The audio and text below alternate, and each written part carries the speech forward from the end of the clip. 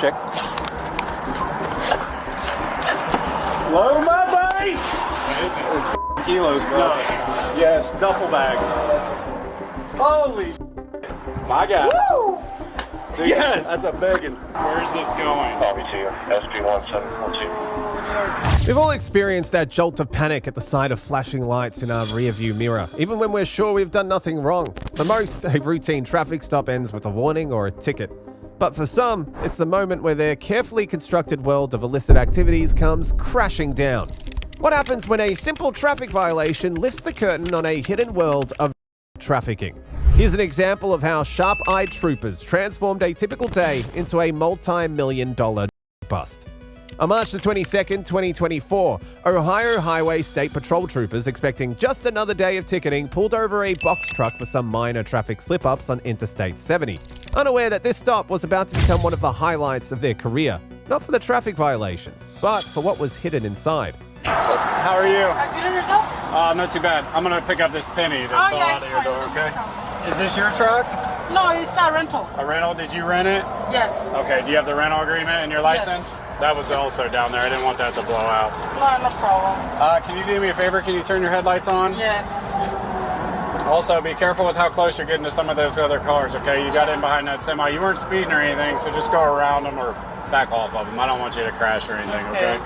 At this point, the trooper spotted a penny that had fallen from the truck, a trivial detail that he used to strike up a chat, not knowing that this penny would cost the driver far more than it's worth. Trained troopers look for specific indicators of nervousness that go beyond typical anxiety during a traffic stop. These can include avoiding eye contact, fidgeting, or providing overly detailed or vague answers to simple questions. As they chatted, her vague answers about her journey became increasingly noticeable, hinting at a story that was more fiction than fact. Arizona? Yes. Where are you coming from? From Arizona? Coming from Arizona. Okay.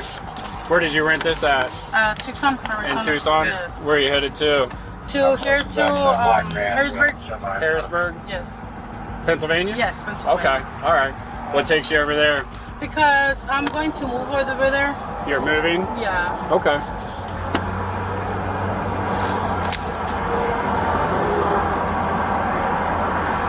Are you doing this for our company? Company? Yeah. No, it's because I used to move things at other times, so that's why. Okay. So, where are you taking the truck to? It's going to come back. To Arizona? Yes. Okay. All right. So you rented this, and you're moving your stuff to Harrisburg? Yeah, just a little stuff, and then I'm gonna take another one. And Okay. You're gonna do what now? I'm gonna take one stuff, and then come back, and then. Oh, so you're gonna use this truck again? Yeah. Okay. When did you rent this? It was on Wednesday. Wednesday? Sorry. This Wednesday? Yes. Okay. All right. Have you had any tickets or anything else? No, nothing. Okay. So do you work for a moving company?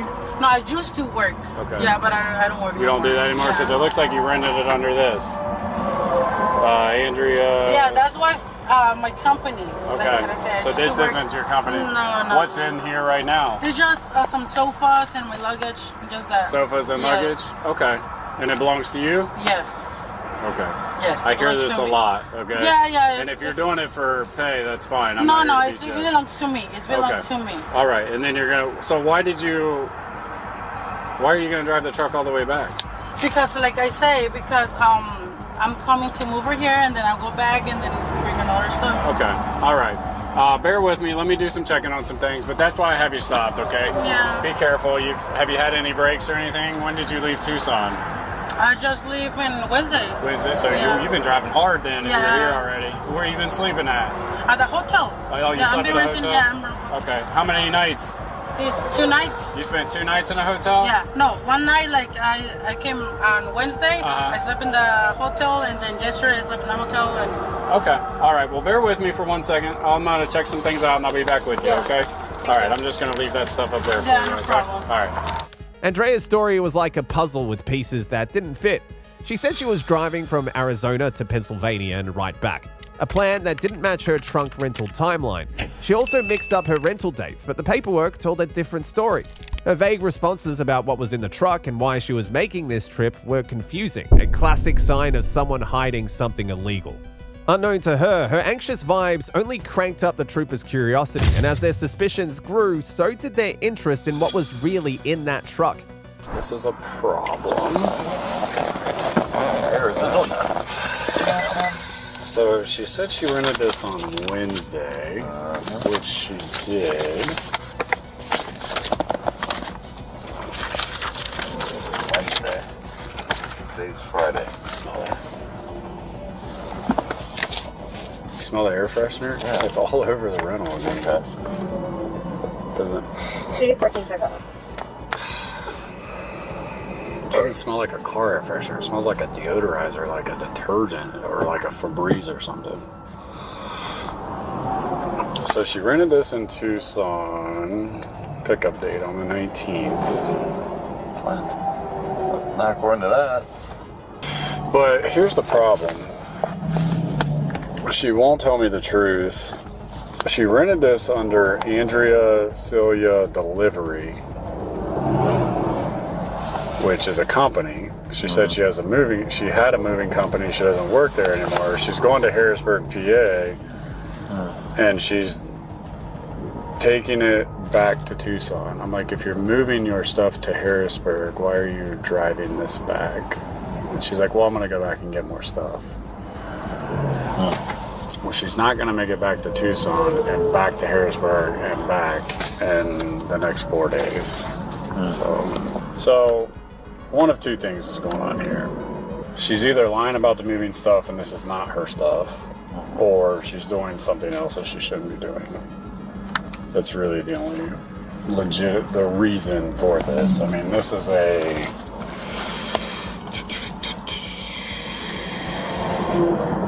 much did this cost? $1,100. Oh my God. Rental. Jesus. For 7 days. Hi, this is Sergeant Williamson with the Ohio State Highway Patrol. And on a traffic stop, I need a subject check, please. Say what? That's fine. Coming from Tucson, going to Harrisburg. So, Is she nervous? smell that. It's air pressure. It's like Downy or something. That's what I said. It's like a softener, fabric softener or something. You know me, my wife. Huh? I can only smell like that. My wife was. Yeah, I'm on the phone with Epic. They're running I'm just her. gonna walk in. Okay. The troopers, sensing that something was off, noted the overpowering scent of air freshener wafting from the truck, a classic move by drug traffickers to outsmart the noses of law enforcement's canine units. Andrea's tale of relocating her life didn't quite align with the rental agreement's timeline or the company's name, hinting at a story that was more fiction than real. These signs, as clear as day to the trained eye, pointed not to a simple move but a sophisticated attempt at smuggling. Thus, they didn't just call for backup, they summoned the very creature drug smugglers dreaded the most. Hey, check up! Check up! Hey, what's this? Check up. So we check.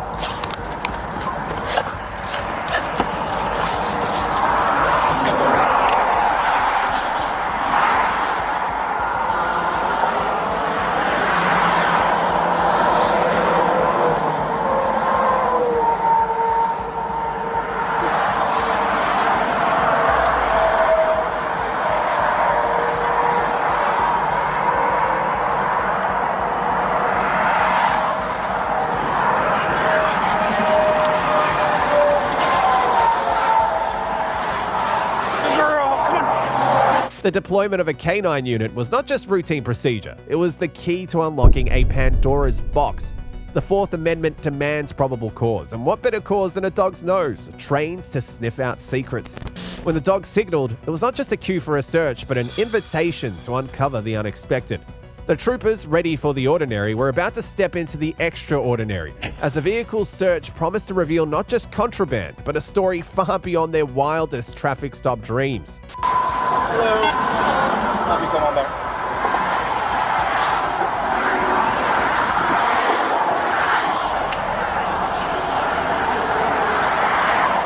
Okay, no weapons on you? No, okay. I'll just have you put your hands on top of your head. I'm just going to pat you down with the back of my hand, okay? Face the car. There you go.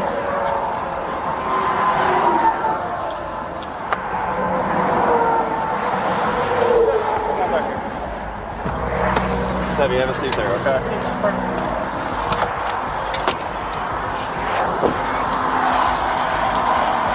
Set it up front.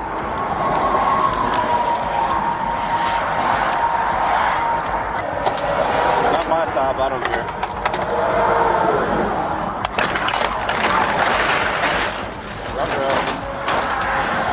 Ruh-roh.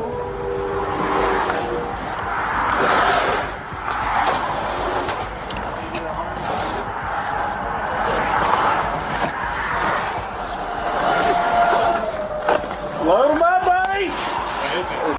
Kilos, bro. No. Yes, duffel bags. Holy my God. Woo! Dude, Yes! That's a biggin'. During their search, the troopers uncovered not just drugs, but a small fortune in nose candy. 110 pounds neatly wrapped, turning a routine traffic stop into a blockbuster seizure worth an estimated $1.75 million. This was not just about personal use. This was a business, and a big one at that. Starting her trip in Arizona, where any in possession is a felony, Andrea found herself in deep waters, not just for holding but for carrying enough to classify as intent to sell, a Class 2 felony. The sheer volume didn't just escalate the situation, it catapulted it into severe legal repercussions. Alright, you have the right to remain silent. Anything you say can be used against you in court. You have the right to an attorney. You can't afford one can be provided to you, no cost by the courts. Important to understand that you do not have to talk to me without a jury. Okay? You understand all that? Okay. Where is this going? Copy to you. SP1742. New York? New York City? Yes. And you want to deliver it? Do you want to deliver it? No, I don't help want to do yourself? it. No. Oh, I was going to do it because they was going to pay me. Okay. But you don't want to move this to New York Like, for us. To help you as well. It's not just us. Have a seat up I there. don't know. Think about it. You got some time, okay? Go ahead and have a seat up there. I thought it advised we're out with 388. Lift up your hands, okay? Okay. I'm just going to put this on you. No problem. Alright. You comfortable? Yeah, I'm fine. Alright, what we're going to do is we're going to drive this back to our post to the next exit, and we'll talk in there, okay? Alright? You good? Yeah. Alright. Think about what we're offering you. This is part of your life too, okay? I have kids, I have a husband, so they don't know nothing. I know, but somebody's going to be very mad. Yeah, my husband is gonna get mad No, with I'm me. talking about when you lose what's in there. I know. Am I going to be happy? When I have my kids. Huh? I have my kids, I have my husband. He not even know nothing. So where's he even? He advised you of your rights, correct? He what? He advised you of your rights, correct? Yes. Okay. Where's your family even think you're at right now? They think I was working. They didn't know nothing. I just say I was going to make a delivery. I like to put furniture for another person, and my husband said, "Oh, so you're gonna go? Yeah, it's fine." Okay. That's why they didn't know. So what we're actually offering is for you to deliver that to New York, and we arrest them. It helps you because the presumption right here for you is to go to prison. Okay. We work out here in the middle of nowhere. They don't like that stuff coming through here. Okay? So think about it. Because if you're willing to take it to New York, we'll bring in the DEA, which me and him both work for the DEA as well, besides the fact that we're state troopers. And that in turn, that cooperation helps you with sentencing. Okay? So think about that. All right? Any questions of me so far? No, I'm okay. Andrea confessed that headed for New York City, with a hefty $50,000 waiting for her at the end of the road. Her story of this being her debut in delivery, while a familiar tune among court couriers, left the truth shrouded in doubt. This interstate journey from Arizona to Ohio, with New York as its final destination, not only spanned states, but also potentially escalated her charges to the federal level, where trafficking such a volume of cocaine could mean a mandatory sentence ranging from 10 years to life. Said 12, 10, 9, and 2, or Or Yeah, 10, 2 years. 5, No, 12, 10, 9, and 2 years. My girl of 9 years. She's been having surgeries on her head. What's wrong with her if you don't mind me She asking? have chronic synostosis since she was little. And then she had the first surgery in 5 years. And then this past year in November, she had the second 7 hours and a half in the surgery room. And she needed another one.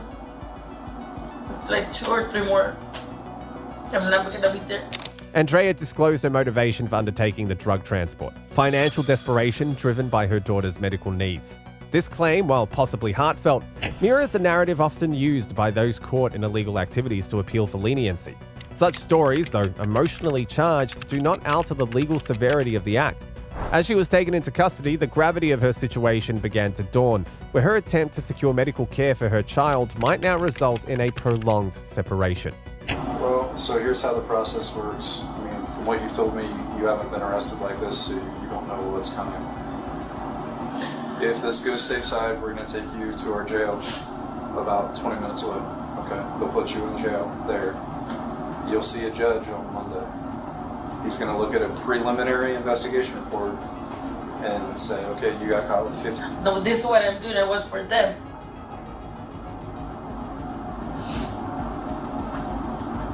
And my husband is gonna be mad at me. Oh, he's going to be super. You had no idea. No. How did a mom that stays at home with 4 kids, who talked you into this? I don't need a name, I'm just saying, how did you seem like such a good person? I don't know. I mean, I understand people get down on their luck, but still somebody has to come to you and say, hey, if you want to make a lot of money, and then hook you up with a person to get the dope from, and then take it all the way to New York, like, that takes some doing. There's a lot of mistakes that happen along the way. At this moment, Andrea faced felony charges, where her story didn't matter as much as her actions. The trooper, in a twist, suggested she finish her trip, but now's a helper to catch bigger criminals. This deal might lighten her punishment, but would not clear her name. As the investigation wrapped up, the troopers had one last job: gather evidence. This evidence would decide Andrea's fate and might reveal more about the drug world, making her misfortune a win for the law. 1, 2, 3, 4, 5, 6, 7, 8, 9. That's 18. It'll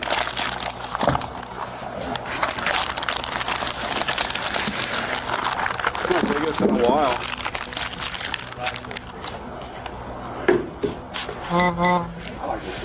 My body cam's on.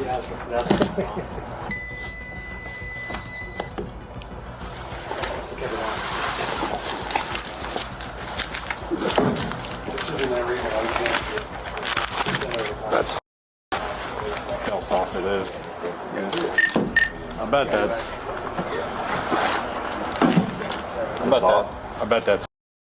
soft.